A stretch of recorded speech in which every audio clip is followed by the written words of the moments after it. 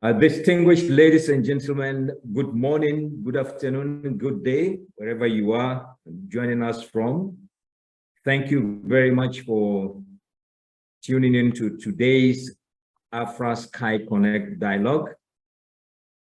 Today, our guest is one of Africa's experienced aviators who has really done tremendous work to shape up Africa's aviation industry, and currently is the Director General of Nigeria Civil Aviation Authority, Captain Musa Nuhu.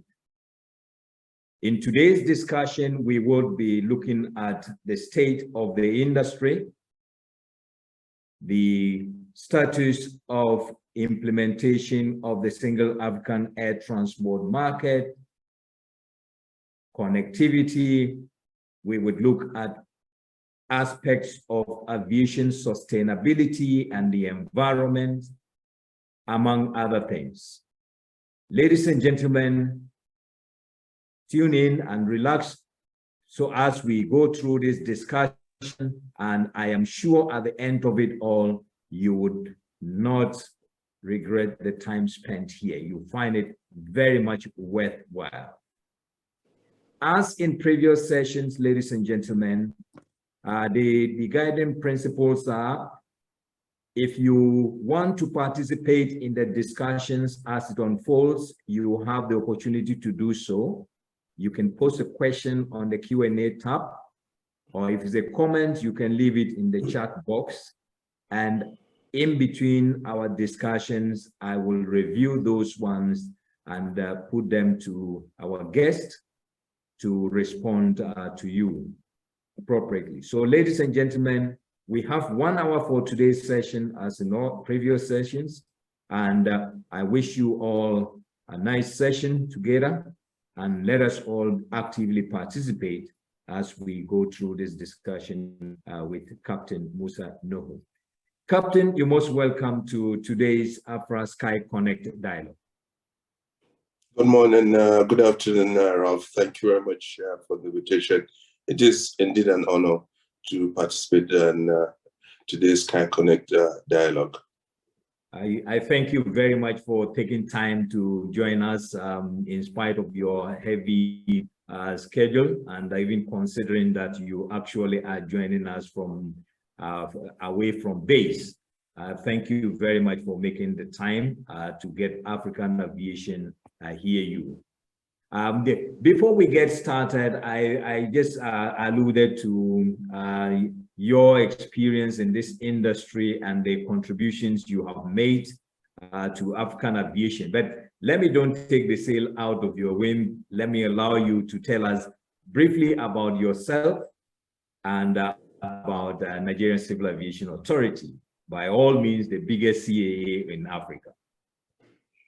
Well, thank you very much, Mr. Kuchi, for the wonderful introduction. I actually feel flattered.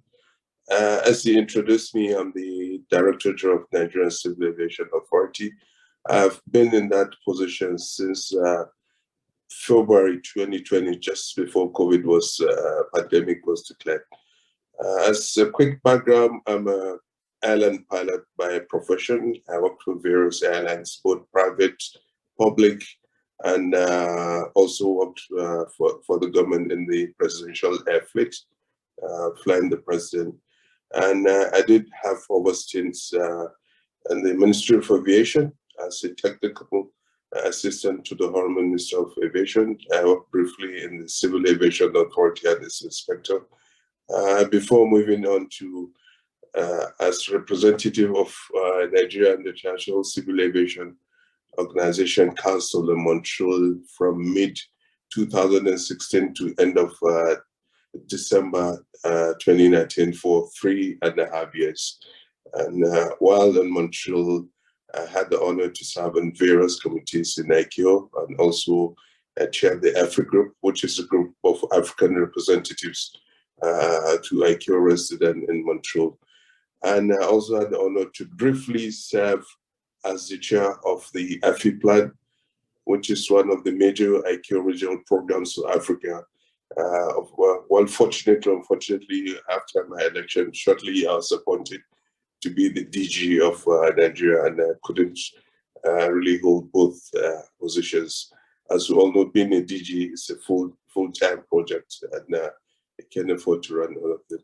We've been working closely with various organizations in Africa, especially African Civil Aviation Commission. I've served as one-time Vice President for the West African region, and we still have positive dialogue and contact with both AFCAC, and also work closely with the RSO in Africa, that is Bagasso. So, and also try to connect with African DGs. I think we need to collaborate much more together between the different African countries rather than going out, because from my own experience, I see we have everything in Africa. Various countries have various specialities in different areas, and if we can really pull it all together, we really make it great. That's just a brief introduction about myself. Awesome. Thank you very much, Captain. Ladies and gentlemen, as I said, you can see he's a man of rich experience, and he has contributed his quota to aviation development, not only on the continent of Africa, but also at the global stage, having served as on the ICAO Council for some time, and served on various other international committees. Captain, now let's dive into the substance of our discussions today, starting first of all with the state of the aviation industry, particularly in Nigeria. You know, COVID came and it battered everybody. COVID is gone. We see the industry is bounced back. Aviation is definitely one of the most resilient industries we have on earth. And we are seeing that the industry is nearly back to where we were before COVID. Now, I'm seeing that the Nigerian aviation industry is coming back alive. How would you describe the scene today in Nigeria?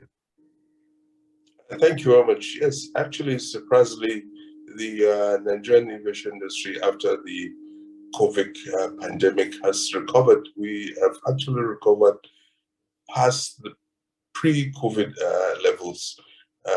This is according to figures by the Airport Council International ACI that they gave us during the 41st ICAO General Assembly. In Nigeria, at that point, Nigeria had recovered to 113% of pre-COVID levels.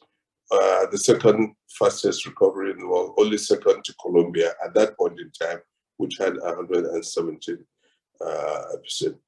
And our statistics do confirm that. In the last 8 years, the number, 7 years, in the number of AOCs in Nigeria, airport certificate approval issued had increased from 16 to 32, with 12 of these AOCs being scheduled airlines. In the last 2-3 years, we've had about 3 or 4 scheduled airlines come online, which has shown a tremendous growth. And we have, for the commercial and other certificates, we have over 300 that have been issued. So the industry is growing, but unfortunately, most of the growth is within the domestic market. The demand in the domestic market has been huge. A small percentage of the growth is in the regional areas, mostly in West Africa. So most of the aviation industry activities is domestic, not too much on the international, although we have one of the largest airlines, Airpeace, starting international operations in, to other continents, such as India, China, and other places. So the growth has been there. It's a positive growth, but the rapid expansion within a short period of time comes with also its consequences. We did not anticipate this growth, and that has put a lot of stress on the CAA too, on our oversight capacity. It's been very, very demanding for us. and also on the infrastructure on ground. The airport, the air navigation infrastructure has been put under tremendous pressure with this burst of rapid growth within a relatively short period of time. So it's a lot of demand on the part of all the regulatory and the major service providers to step up and meet with this rapid growth for effective, efficient, and of course, very, very safe operations.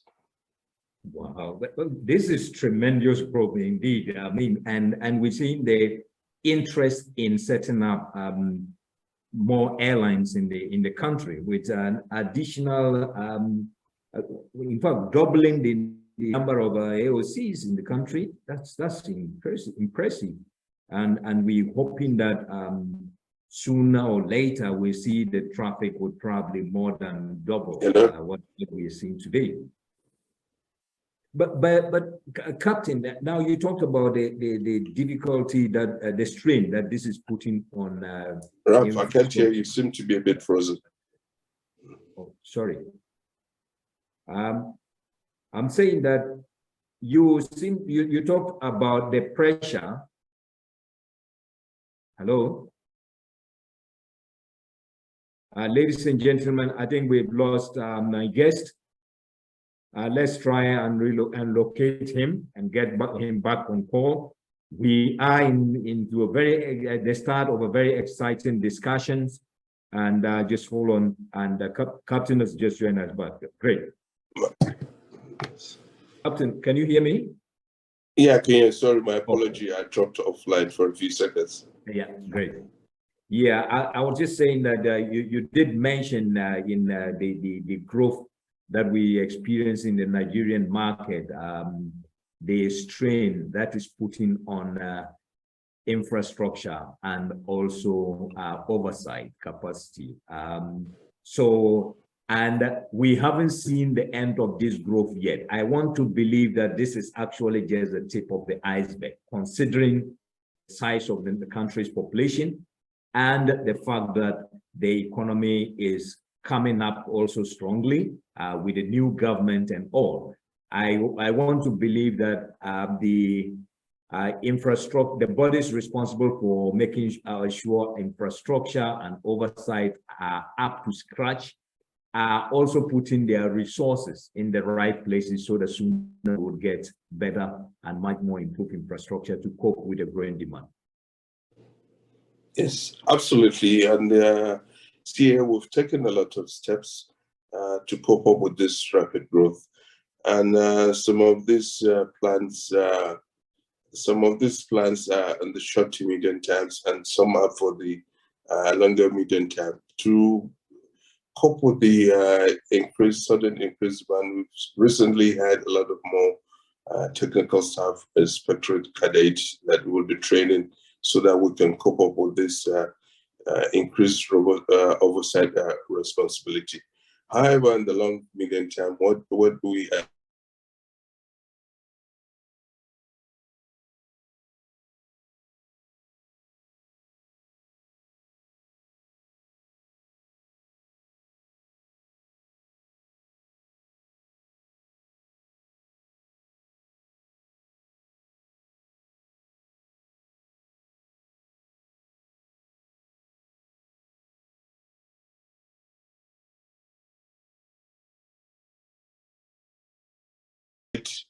with our customers in a more efficient and effective manner, and it reduces the human factor in processing some of our documentations and applications.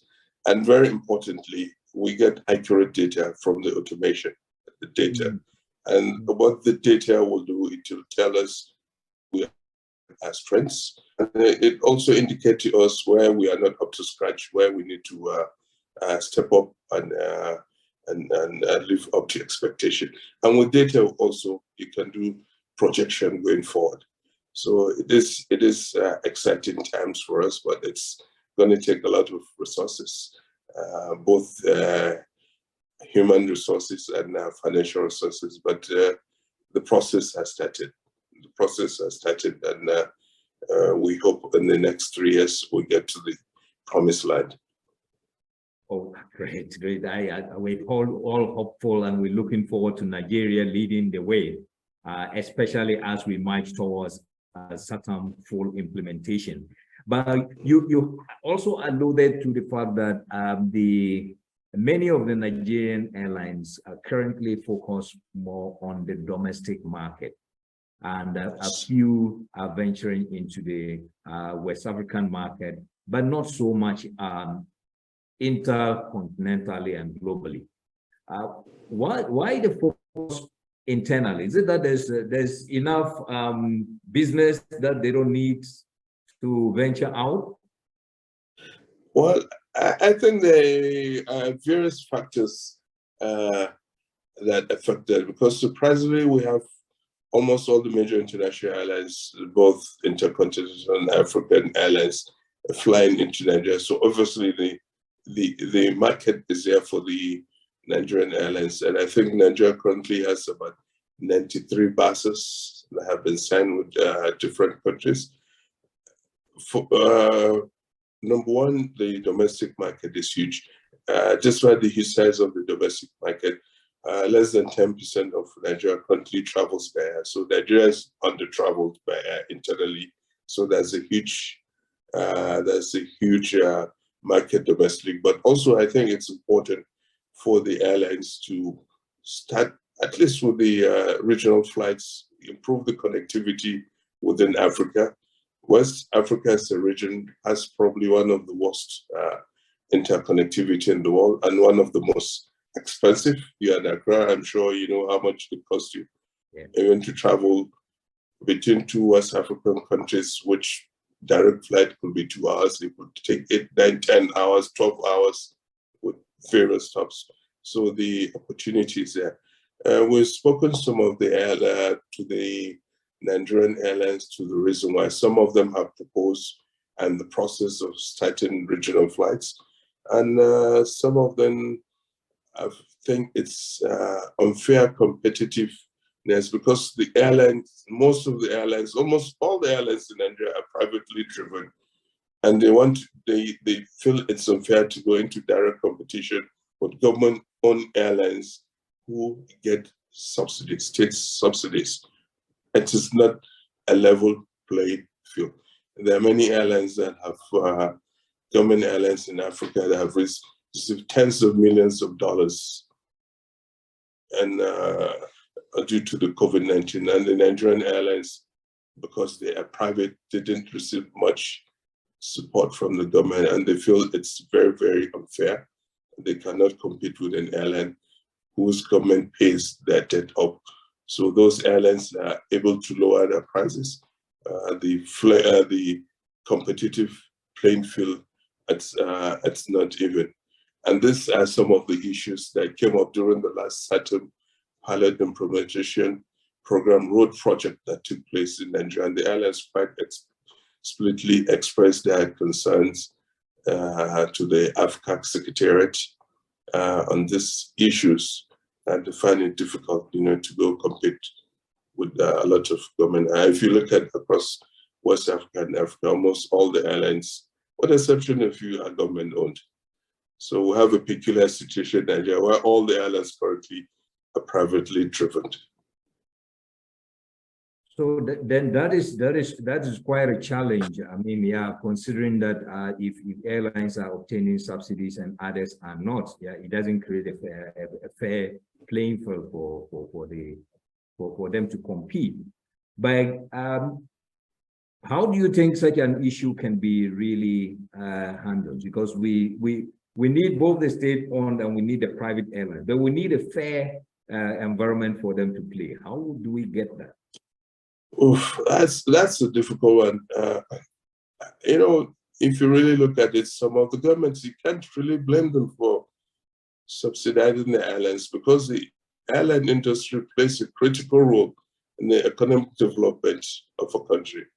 So sometimes the money they give to the airlines, let's say X dollars amount to an airline to support its survival. The activities, the direct and indirect activities that will generate the economic activities will probably be 2x or 3x of whatever subsidy the government. So to the government, the return on investment is huge. They cannot afford to lose that connectivity for business, for commerce, for trade. I mean, for so many things. So the airlines, the government, if I know, look, this airline is critical to the economy, we cannot let it fail, so we're going to support it. But at the same time, those who are private and do not have that find it very difficult. And I think this is one of the threats to the implementation, the effective implementation of the single African air transport market. It's something that AFCAC and maybe AFRA and others will have to see a way of resolving that issue, so that we cannot have only government airlines, government-owned airlines operating, but we need to have the private sector, because it's the private sector that will really put the resources for the development of infrastructure across the African continent. I mean, governments have limited purses. There's so much they can do. Even those that government are given financial support, that's the limit to the amount of financial support. So we really need the private sector participation on the continental level. In Nigeria, we do have that, but that really needs to grow on the continental level. We need the balance between that, so that SAATM can really grow and achieve its huge potentials. If you look at the infrastructure, transport infrastructure in Africa, if you look at the rail, if you look at the road, if you look at shipping, it's going to take a tremendous amount of money to fix intercontinental land transportation. Even if you do that, there's so many security issues in so many areas that you probably cannot travel from one part of the continent to another by land. So air transportation, it is. And so we need to really harness the potentials of air transportation. And to do that, we need to put measures in place that will encourage private sector participation to really achieve this goal. Oh, that's a tall call, and I'm sure it's not easy. It's not going to be easy to get it done, but we have to get a balance somehow. Otherwise, the private sector players will always be the losers at the end of the day. But we need a fair playing ground for everybody to effectively participate and contribute, because the continent is grossly underserved internally when it comes to air transportation. And unless we get the private sector excited and motivated to invest in this sector, we might never be able to really harness the full potential of air transport on the continent. But talking about growing traffic on the continent, it also comes with increased air activity. And related to that, there's always the concern about safety and security. Now, I know that in the last several years, you and your colleagues on the ICAO Council, together with AFCAC, the AU Commission, AFRA, and all the other bodies on the continent handling aviation, have really done tremendous job to ensure that we improve the safety levels of our airlines and our airspace. And that has really come up significantly. But there's always a need for us to still, we want to know, going forward as demand grows and as air transport activity increases, what should we be doing more of to ensure that worst case, we stay as safe as we are, and best case, we even get better on the ICAO audit finding? Thank you. I think in the worst case, we should improve where we are. Yeah, there are a few countries in Africa that have done tremendously well. And there are quite a number that are below the global average. So we still need to work collectively between all the bodies you mentioned, ICAO, AFRA, AFCAC, the various regional safety oversight organizations in Africa, the various CAs, we need to work together to improve. And I think the trend over the last couple of years has seen significant improvement in the effective implementation and the use of national safety oversight audit of ICAO, but still there's room for significant improvement. And I think where we can work together is collaboration with each other, the various CAs supporting each other. And I can give you an example of Sierra Leone, very proud of them. And they did their use of CMA about 2 weeks ago. They went from 16% to 74%. That is an amazing performance.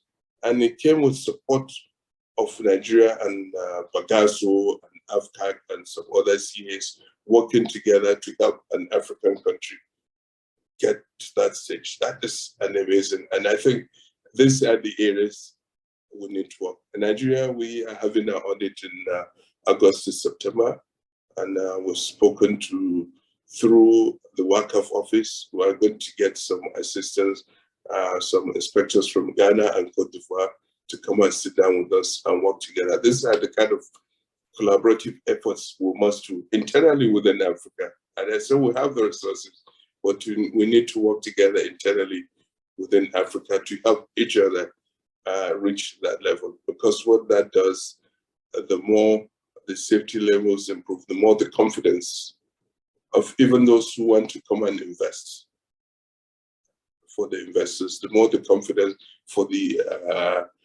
private sector participation when they see the oversight function of the CA is really, really effective. So I think we need to collaborate more. We need to help each other more, and we have bodies like AFCAC that can coordinate, which is it's part of its mandate from the African Union. You know, we have bodies like AFRAA that can help through the airlines, through the IUSA and others. And thank you very much for the good job AFRAA has been doing.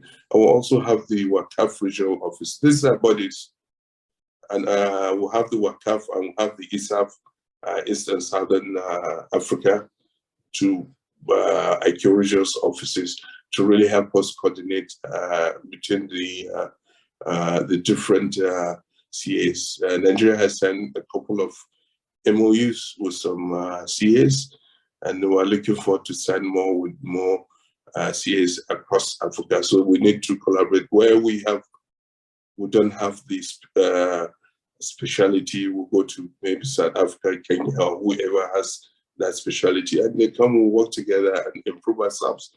Rwanda and so many countries. So we have to work with each other. We have to collaborate more on the African continent, and that's the only way forward. You know, that's the only way forward. And this collaboration and MOUs, with time, it might build onto something else. We might decide, okay, we have 3-4 countries, we are working together. Why don't we start developing common policies or common regulations, so it's easier for the air transportation activities between a group of countries or between a set of countries to move forward. I can't hear you, Ralph. I can't hear you. I was muted, sorry. I'm saying okay. that would be the day when we start having African countries fully opening up to each other and fully collaborating in different spheres to enhance aviation. There's also been this thinking that oftentimes the skilled manpower is in short supply somewhere, but it's in glut elsewhere. I know today, but I know in the last couple of years, Nigeria had a backlog of, had a surplus of trained pilots, but there were no airlines to take them on. But in some other African countries, they had airlines, but they had pilot problems. Now, but the difficulty was because of the different CAA certifications that is required. And we're thinking that probably if some of these barriers were knocked down in making it, because if an African wants a job in Africa, why should it be a hazard? And if we standardize our training procedures and then make them acceptable across the continent, then skills can freely move around the continent and will eliminate this. Do you think this is feasible and anytime soon, especially as we move to uncertain environment? Absolutely, and those are some of the main targets of not only the single African air transport market, but the African continental free trade area. It's not only goods and services. Skilled workers should be able to move from one part of the continent where you might have access to another point of the continent where there's a demand for relevant skills. And as in my previous statement, this MOUs, this cooperation we have, this at the lower levels, this where we can start putting this. Okay, I have, for example, Nigeria has an agreement with Rwanda. What about the IQ member states? Why can't we recognize our licenses and do the necessary validation if I have Rwandan pilots wanting to come to Nigeria or Nigerian pilots wanting to go to work in South Africa or Ghana or Cote d'Ivoire or whichever country demand. So we need to start this process. The MOE starts, we start at that level, and the cooperation level keeps going, growing to a higher level. And we just have to do that. And as regards to the excess pilots, and really we don't have them anymore. They are all gone. Wow. And on issue of skilled workers, even the CAAs in Africa having issues of getting adequate skilled, experienced inspectors, especially in the flight operations inspectors. Mm-hmm. And one of the reasons we found out in Nigeria, NCAA is a government organization who are paid government salaries and allowance, civil service and allowance. And you expect me to compete with the airline industries for the experienced captains to come work for me as inspectors. It's just not going to happen. And and I'm sure it applies to many African countries that are having that same difficulties. So we're in the process with the government to see how the regulatory body can be removed from the civil service structure so that we can compete effectively. Because if I'm looking for inspectors which are experienced captains, 5,000 hours PIC or thereabouts, that means I'm in direct competition with the airlines for that manpower. And they are private, they pay all the money. Those of us who have worked in the private sector know what we earn.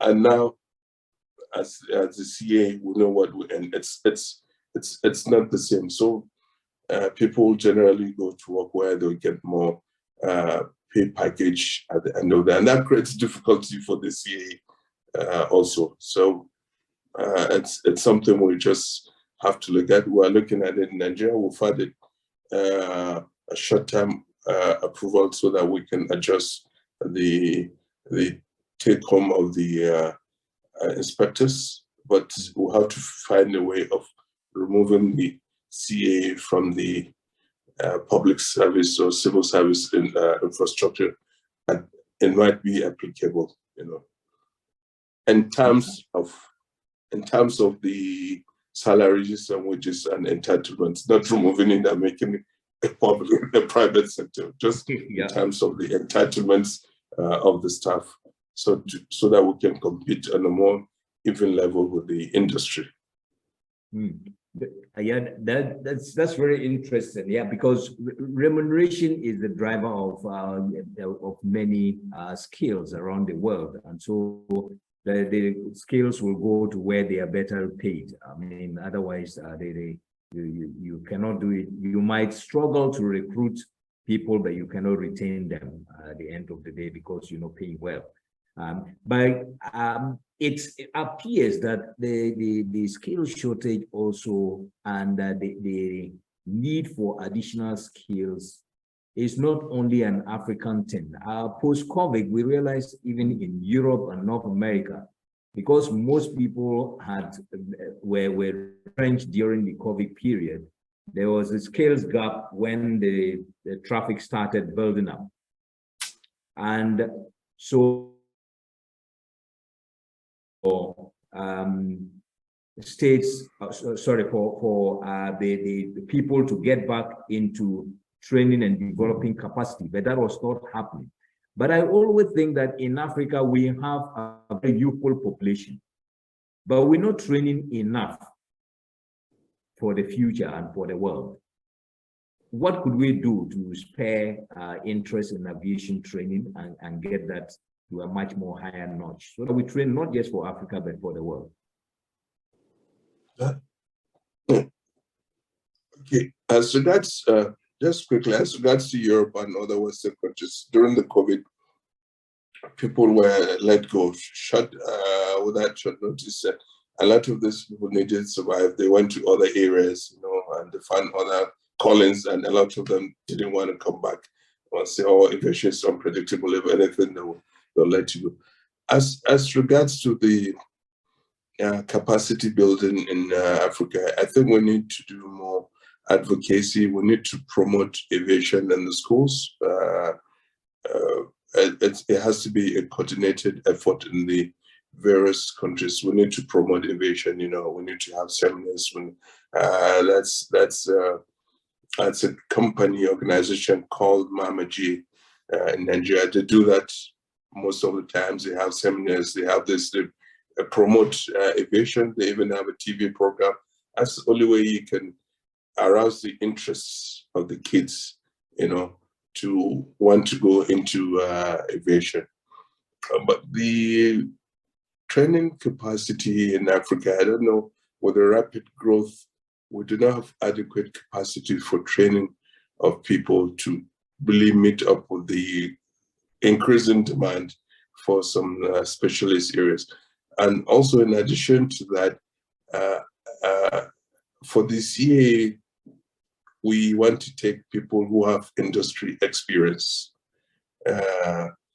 In many cases, like the inspectors, flight operations inspectors, airworthiness inspectors, we want to hire people who have some level of industry experience. So that also creates a bit of a problem for us, trying to poach from the airlines who we are supposed to oversight, who are supposed to ensure they have adequate staff to do their job, but also we want to get their staff to come to work for us.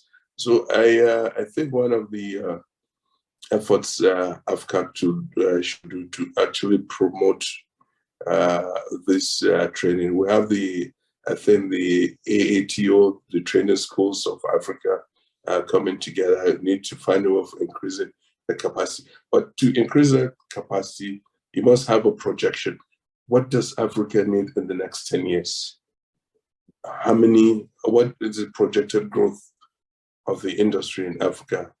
We have SAATM, we have African Continental Free Area. If all this is implemented, what is the projected growth? And projected growth, what are the manpower needs? We need to have like some kind of feasibility, continental feasibility. So when we get this, then based on that, okay, we know where we are, we know what the gap is, and we know where to be in 10, 15, 20 years. And you can plan to fit those gaps. I just, last week or thereabout in Montreal, and I just signed an agreement with ICAO to help us develop a master plan for Nigeria. And it is a requirement, but we'll work with ICAO, and they'll come to Nigeria. They'll speak not only to the aviation sector, also the non-aviation sectors have direct impact on the aviation activities, whether we accept it or not. So they're going to speak to everybody, and we'll sit down together collectively as a nation and build a master plan. So it tells us, okay, this is the projection for the next 10 years, and this is what we expect. And so we can start planning to meet up with those projections, not wake up one day and the industry doubles in 5 years and we'll go, oh, we are all stretched out. Yes. Yeah. Now, in fact, skills is one of the challenges that the continent faces, but the other is also high operating cost. And this is actually impacting the ability of many more people to travel and explore air transportation for business and other uses. We always hear that the high cost is as a result of taxes and charges, partly. But we also know that inefficiencies on the part of operators is also partly accountable for it. How can we get our industry to bring down the average cost of operation so that we can actually be more competitive? That's a tough one. And there are many reasons for high cost operations. Some are the business plans of the operators. Some are the, as you mentioned, the inefficiency of the system, which brings some things like flight delays, which have financial consequences at the end of the day, and some of lack of certain infrastructure and organization. We do not have adequate things such as approved maintenance organizations in Africa, at least in the region where I come from West and Central Africa. A lot of people have to carry their aircraft out either to East Africa, South Africa, or in fact, some countries to Europe. That increases the high cost of operation. And also sometimes the monetary and fiscal policies of a country, which makes the cost of capital very high, very high. You see countries where interest rates are 15%, 20%, 25%, when the average airline is struggling to make 5% profit, considering all things work out fine. So you can see already you're in the negative because of the cost of financing. It's extremely high. So there are quite a number of issues that bring high cost of operation. And unfortunately for us, the war in Ukraine and Russia, suddenly the cost of Jet A1 went through the roof. In Nigeria, it went like 3-4 times within a very short period, and cost an imbalance. So I think there needs to be a coordinated study, work to look at these various factors that bring cost of high operation and organize them and see how we can put measures to either eliminate them or at least mitigate the consequences of such. If we don't do it in an organized manner, it's not going to work, because it's not one single thing that brings the high cost of operations for the airlines. And some airlines, I've seen the past in Nigeria, airlines do not do their route planning. They get the fleet and try to force it into the route instead of doing the route planning to determine the fleet they need to get. And you bring a big jet, you want to fix it in a 30-minute sector.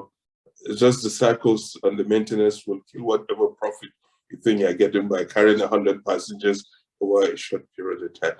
So there are so many things that really contribute to this. Yeah, thank you, Captain. Let me just go to, I see a question related to what we just discussing now on cost, and it's by Stephen Musa, one of our guests listening to us. And Stephen is asking, he says, the high cost is a big challenge, and that he wants to give an example of Lagos, Accra-Lagos route, where the tickets prices are a sector of about 45 minutes flight, but where ticket prices can go as high as $500 on average. Now, considering that these are very close cities, are there any plans within the government sectors to see how we can collapse the borders of these countries and sort of consider them like domestic markets? within some of the African states? Yeah, that's a political decision. The political will has to be there. As a CA, we cannot really make it domestic. So it's a political will, and it's unfortunate. Nigeria, Accra, Lagos, Accra market has to be for all to be that ridiculously high, $500 for a 45-minute flight. I can get a ticket from Europe to America for $500. It's just unacceptable. And there are many charges, there are many taxes, and also we sometimes with government and its drive to raise revenue does not see the consequences of putting high revenue on the future market. You're actually raising revenue in short time, but they are killing the future markets. So these are things that have to be done on a political level. We can only give our recommendations and advice to the political leaders. Nigeria and Ghana are both in ECOWAS. ECOWAS should step in. I don't see why we can't make the whole ECOWAS market a domestic market. Well, thank you. So, but that's a high level. Yeah, yeah. Another question from Marcus. He says, we are talking a lot about standardization, from procedures to training to recognition of foreign certification across the continent. Where are we seeing the most progress? What can we do to speed this up? That is standardization of our procedures on standardization of training, and then recognition of the certificate that we issue here by foreign entities. Where are we seeing progress, and how can we speed up the process? Unfortunately, on this issue of standardization and training and recognition of foreign certificate, it's more, I like to believe it's more on a bilateral level rather than a collective continental area. And that's why we need together. We have the AATO, they can step into that, and AFCAC, and also, and I keep going back to it, the regional safety oversight organizations. We can start at this level. Members of those RSOs can have standardization and common policies and regulation and standards. So when an RSO has maybe 5-10 members like Bagasso, and we have standards, so it's easier for the different RSOs to come together instead of having 54 African countries, everybody going off in his different direction. Maybe you have now 10 RSOs that can sit down and do this. We have the Common African Policy, Civil Aviation Policy, which has been recently reviewed by AFCAC. It's a good start for different countries to start adopting that. We have in the process, just about reviewing the process, the process of renewing the Nigerian Civil Aviation Policy. And we did look at the African Civil Aviation Policy and why it was relevant, we adopted it.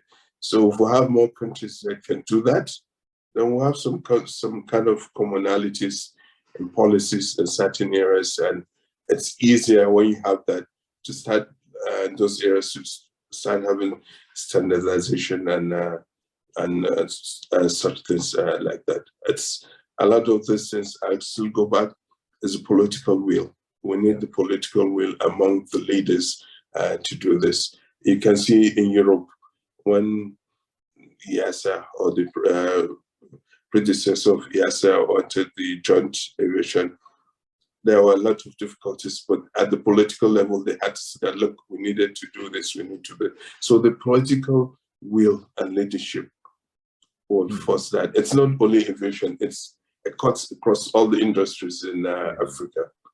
Yes. No, thank you again. Another question. Okay, this is actually not a question, but a comment from Sheikh Omar. Sheikh says, for a better collaboration, shouldn't we start by harmonizing our language? I am still surprised that English is not mandatory for CAAs, even though ICAO allows the use of other languages such as French.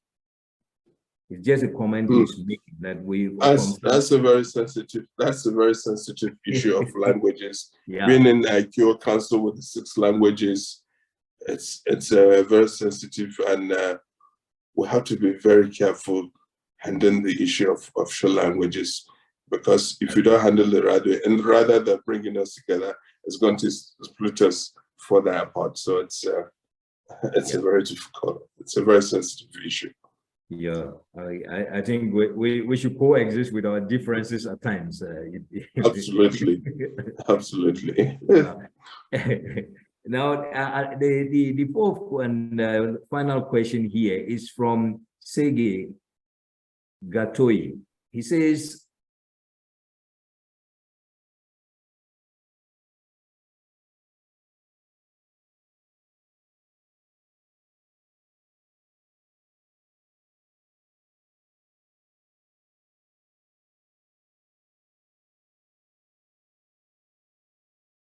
defined under the African initiatives, we will end up having non-African airlines in the continent. It will be the same as having an... I don't want to mention them by name, but they are very important to the economies of that country.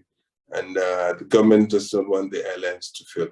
Yes, the issue of having foreign airlines coming to participate is a present danger. It's a clear and present danger if we don't get ourselves organized. In fact, there are a couple of African airlines that are very strong, and some countries already feel threatened by these airlines coming to their countries to operate.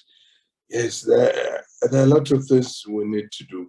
Funding mechanism, it's a big threat to the implementation of SAATM, where some get subsidies, some don't get subsidy. It discourages airlines from fully participating in SAATM. Certainly in the case in Nigeria, we've been doing advocacy with AFCAT to try and convince them why they need to participate in SAATM. The threat stays there. There are a lot of background work. There are a lot of work in the background that needs to be done, really, to fully implement SAATM.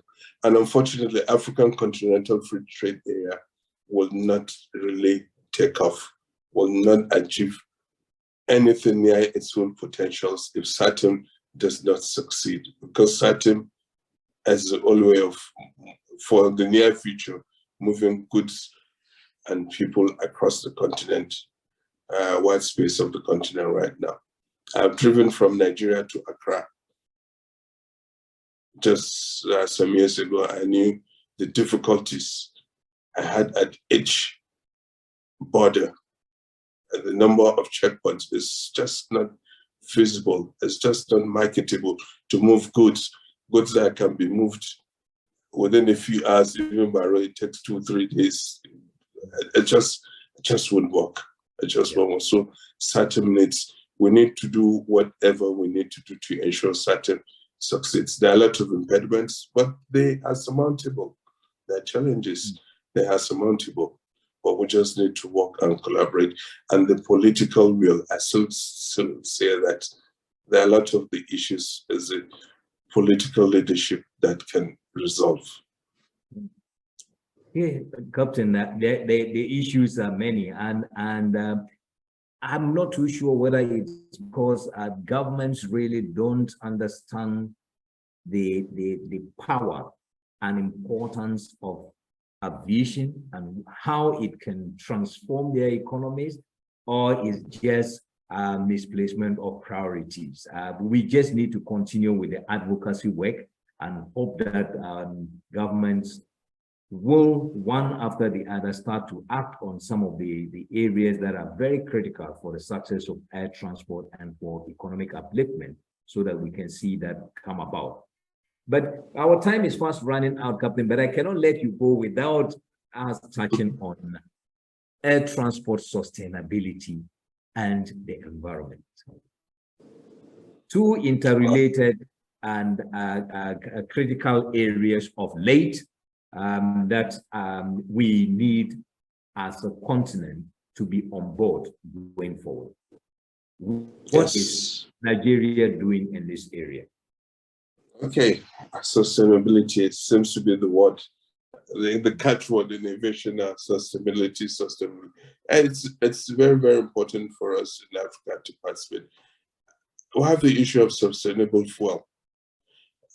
If Africa does not participate in this issue from the very beginning in the production of sustainable fuel, I think South Africa is the only African country really involved in trying to set up production of sustainable fuel. Then also in Nigeria, we are trying to see how we can get into that. What's going to happen? A lot of airlines in the near future, majority of the new technology aircraft will use sustainable fuel. And it's going to be more efficient, it's going to be cheaper. Africa will be left with the old planes that use a Jet A1. What is our capacity for producing Jet A1? We're going to run into problems. We're going to run into severe shortages. And sustainable fuel, we need to get into it so that the future will not run into difficulties. We need to move into new technology. If somebody is using sustainable aircraft, we are using Jet A1, the competition is not the same because this is cheaper, it's cleaner. You are using more expensive old technology and polluting the environment more, which will come at a more cost to you. So we have no choice. We working to participate in the system SAF.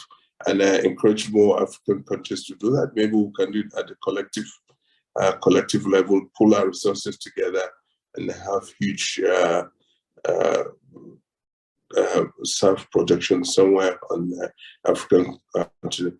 And the issue of the environment, the CORSIA, the carbon offset and reduction scheme international aviation. Nigeria has participated, a lot of African countries are participating, and we're working with the airlines to see how through implementation of the basket of measures, we can reduce the negative effect of aviation on the environment. And we in Nigeria have been, over the last several months, I've been speaking of a program, Sky to Green program. There's going to be a self-funding program we hope to launch in Nigeria in September during the Aviation Africa exhibition that we'll be hosting in Abuja. And what we want to do that to really raise through flights and through passenger flight. It's a voluntary participation. It's not mandatory for people to participate, but we hope to raise enough resources to help implement certain environmental programs, such as recovery of wetlands, planting of trees, to arrest the rate of desertification and such other things. So when we launch that program, we'll give more details. And from the little we've spoken, we've gotten a lot of interest from various organizations across the continent and also outside the continent. So I just working on a few notes, bolts, and there we get everything ready. Then we launch the program. Oh, wow. And when did you say this event is going to take place? We are hosting the African Aviation Africa Summit and Exhibition. I think it's 13th to 15th of September in Abuja. I've sent invitation to all the African DGs, and the organizations such as AFRAA and others will get their invites very soon. Great. We would be glad to participate and make our contribution to this noble initiative emanating from you and your team doing a good job Captain, I cannot let you go without asking one more question. There's this airlines for some time now have had challenges with block funds in Nigeria. Yes. And I know that there are varied reasons for it. Do we think there will be a time when airlines can have enough forex to move their money out easily and speedily? Okay, yes. We just had a new government come in Nigeria just over a month ago, and the policies about the fiscal and monetary policies they've put in place already shows a very, very positive trend. And I'm sure within the shortest period of time, before end of this year, I think there's going to be a meeting between the central bank and the airlines, and mechanism will be worked in which the airlines trap funds. Not only the trap funds will pay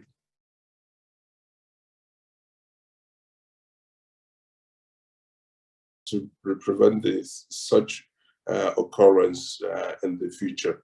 So I have a very, very positive feeling. It's from the stance of the government, this is going to be resolved. And the new president has alluded to that. For foreign investments, we have to keep our own part of the deal. So it's all part of it. And I'm sure very shortly, once the ministers are sworn in and put in place, this will be dealt with. Hopefully within the next 1 quarter, we should hear something very positive.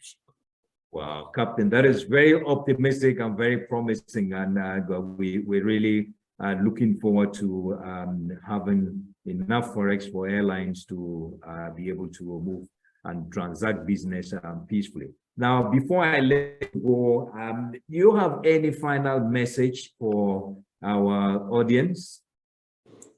Well, the only message, if we look at this, it might seem very difficult and very challenging, but we should realize nothing good comes easy. We have to go through these challenges and all these difficulties. We refer to Europe, we refer to North America. If we go through their history, they went through the same challenges we are going through, sometimes even worse. So we just have to keep working together, collaborating together, and prioritize the challenges and deal with them one by one.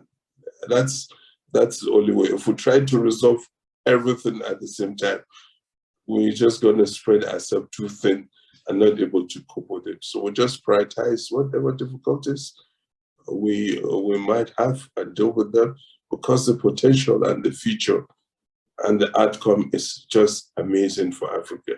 We can really turn around our continent through dedication and efforts and targeted in the right direction. Well, thank you very much, Captain. We have 2 more questions, but we cannot take them due to time factor. So we would want to, at this point, thank you very much for your time and for making it to SkyConnect today. We thank you for all your support and your contributions and sharing of knowledge and experience and expertise with our audience here today. And we do wish you all the best. And to our audience out there, we thank you for tuning in all this while. Thank you for your continued support of SkyConnect. We look forward to having you again on the 2nd of August when we host our next guest on our next issue of SkyConnect. Until then, Captain, thank you very much, and I wish you all the best. And have a nice day. Thank you. Bye. Thank you very much, Laf, with your team, and have a great day. Thank you. Welcome.